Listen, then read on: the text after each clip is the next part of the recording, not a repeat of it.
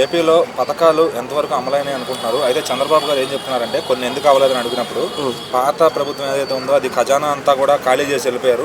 So అందుకని ఇవ్వలేకపోతున్నాం, కొంచెం మెల్లమెల్లగా తీసుకొచ్చి ఇస్తామంటారు. దానిపైన ఏమంటారు? అవును, మెల్లగా ఇస్తారు కదా. ప్రభుత్వం వచ్చి ఎన్ని రోజులు అయిందన్న? కొద్ది రోజులే అయింది కదా.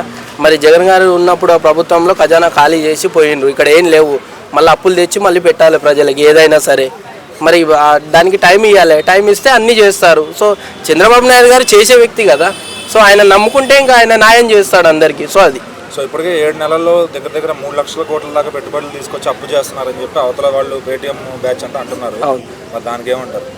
అవును, మరి మీరు ఖజానా ఖాళీ చేసినందుకే కదా మరి ఈరోజు అప్పుల మీద అప్పులు తెచ్చి అందరికీ పెడుతున్నారు. మీరు ఖజానాలో ఎంతో అంత ఇస్తే వాళ్ళు ఏదో ఒకటి చేస్తుండే. మీరు ఏది చేయకుండా అన్ని ఖాళీగా పెట్టిపోతే మరి ఈరోజు మరి అప్పులు తెచ్చుకోవాలనే పరిస్థితి వచ్చింది కదా. మరి అప్పులు చేసి మళ్ళీ ప్రజలకు ఇవ్వాల్సింది వస్తుంది కదా. ఏది నడపాలన్నా ఇప్పుడు అప్పు తేవాల్సిందే కదా. చెప్పిన మాట ప్రకారం ఒక్క ఫ్రీ బస్సు తప్ప మిగిలినన్ని కూడా సూపర్ 6లో 5 పథకాలు కూడా అమలు చేశారు. సో మరి ఉచిత బస్సు కూడా త్వరలోనే వస్తుంది అనుకుంటున్నారా?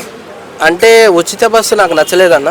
ఒకటి ఏంటంటే బస్సు పెట్టకండి, ఉప్పులు పప్పులు బియ్యము ఇటువంటివి ఇవ్వండి. పేద ప్రజలు నెత్తిన పెట్టుకొని ఆదరిస్తారు మిమ్మల్ని. బస్సు ఫ్రీ పెట్టి ఉపయోగం లేదు, అది దానివల్ల ఉపయోగం గిట్ట లేదు.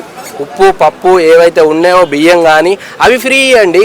ఇప్పుడు ఆర్టీసీ మీరు ఫ్రీ పెట్టి దానికి లక్షలు కోట్లు దానికి ఎందుకు పెట్టాలి? డీజిల్ కానీ దేనికి కానీ ప్రభుత్వం ఇంకా అప్పులు ఎక్కువ చేస్తుంది. ఆర్టీసీ ఫ్రీ పెడితే ఇంకా అప్పులు ఎక్కువ చేస్తుంది. సో ఇవన్నీ తీసేసి ఉప్పు పప్పులు ఫ్రీ ఇవ్వండి, బియ్యం ఫ్రీ ఇవ్వండి, ఇవన్నీ ఫ్రీ ఇవ్వండి. ఒక 4 ఐటెంలు ఫ్రీ ఇవ్వండి. ఉప్పు పప్పు బియ్యము చక్కెర ఇటువంటివి ఇవ్వండి. అప్పుడు పేద ప్రజలు అరే ఫ్రీగా ఇస్తున్నారని నెత్తిన పెట్టుకుని ఆదరిస్తారు కదా. ఎప్పటికి ఎల్లకాలం ఇటువంటి ప్రభుత్వం ఉండాలనుకుంటారు కదా. బస్సు ఫ్రీ ఏం ఉపయోగం అన్న? ఈరోజు దేనికి ఉపయోగపడుతుంది? దేశం మీద పడి ఊరేగుండే అన్నట్ల నాకు అర్థం కాదు. ఇది మంచి పద్ధతి కాదు. ఉప్పు పప్పులు ఫ్రీ ఇవ్వండి. సో ఎప్పటికీ మీరు పేద ప్రజల గుండెల్లో ఉంటారు.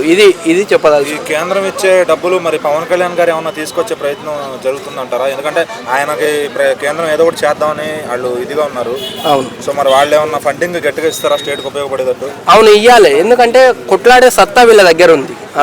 చంద్రబాబు నాయుడు గారు కానీ పవన్ కళ్యాణ్ అన్న కానీ కేంద్రం నుంచి కొట్లాడి డబ్బులు తీసుకున్నంత సత్తా వీళ్ళిద్దరికి ఉంది. సో తెస్తారు. వాళ్ళు కూడా కూటమిలో ఉన్నప్పుడు మళ్ళీ కొట్లాడాల్సిన పని లేదు కదా.